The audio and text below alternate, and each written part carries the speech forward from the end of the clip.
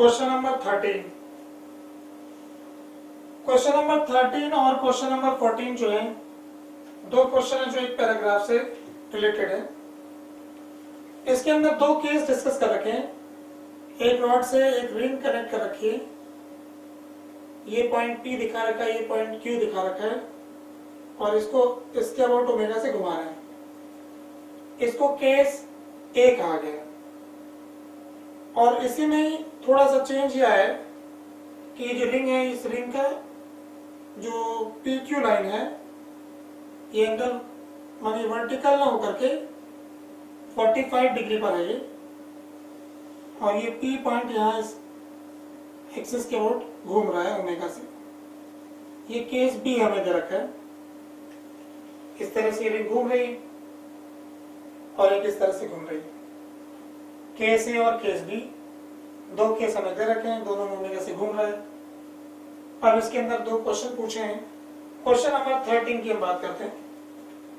13 जो हमें कह रहा है कि which of the following statement regarding angular speed about it's instantaneous axis passing through the centre of mass is correct. इसका जो सेंटर ऑफ मास है, इसके सेंटर ऑफ मास से पास करने वाली जो इंस्टेंटेनियस एक्सिस है,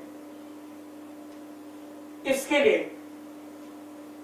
क्या बात सही है, ये हमसे पूछा जा रहा है। तो क्या है कि इस P पॉइंट की जो मोशन है ना, अगर अपन इस रिंग की मोशन को डिवाइड करें तो अलग अलग इंस्टेंट के हिसाब से इसकी मोशन इस तरह से नजर आएगी। ये पॉइंट Q, ये पॉइंट P और ये अंदर की तरफ ऐसे जा रहा है।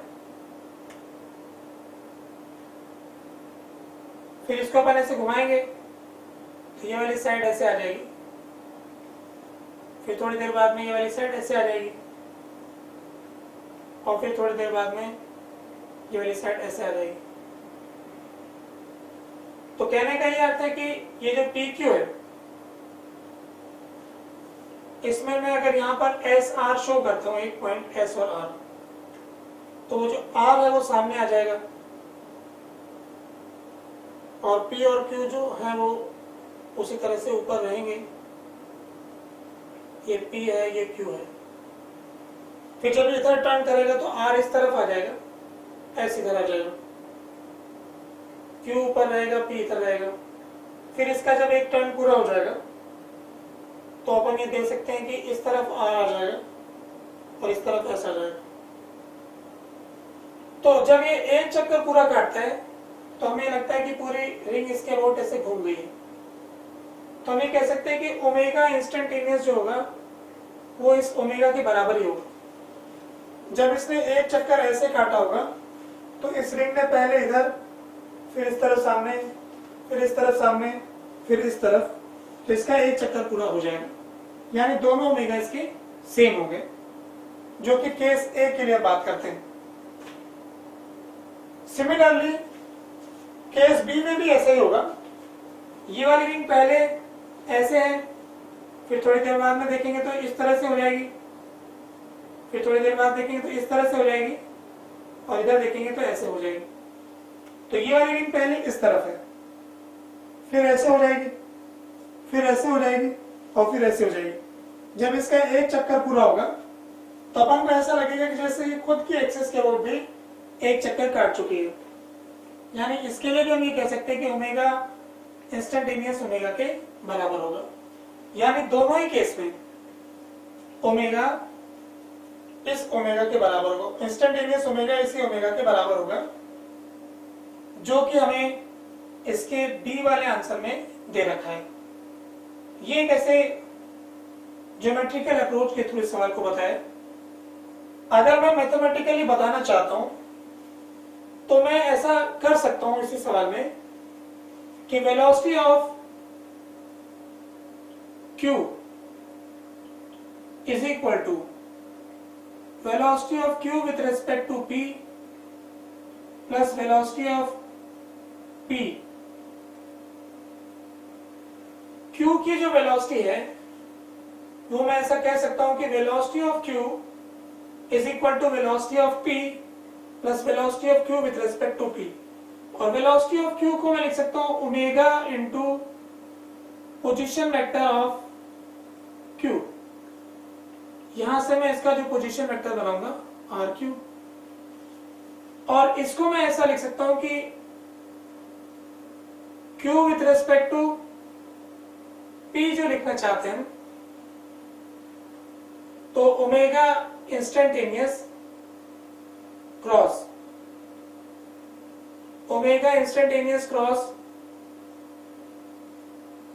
Position of Q with respect to P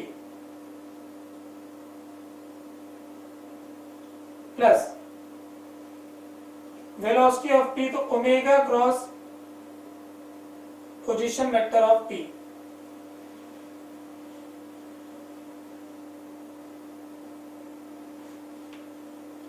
या Q की बजाय मैं कोई जनरल पॉइंट लूंगा तो ज्यादा ठीक बैठेगा।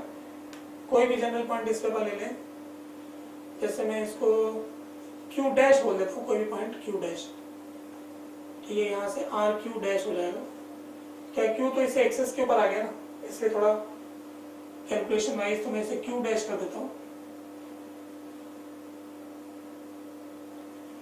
तो यहां से इसको अपन ओपन कर सकते हैं, omega instantaneous cross RQ dash minus RP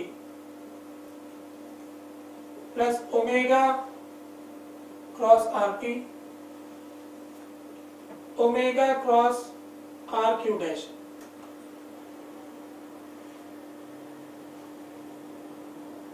ऐसा आ जाएगा। अब देखो इसके अंदर अगर हम इन्हें कंपेयर करें, इसको इस तरफ ले जाता हूं, तो मेरे पास ये आ जाएगा omega minus omega instantaneous cross RQ dash, और वहां पर हमारे पास आ जाएगा, अगर मैं उसमें से RP कॉमन लेता हूं, या ओमेगा माइनस ओमेगा इन माइनस ओमेगा क्रॉस RP, अगर मैं इसको इस तरफ ले आता हूं तो यहां से आ जाएगा omega minus omega in cross RQ dash minus RP is equal to 0।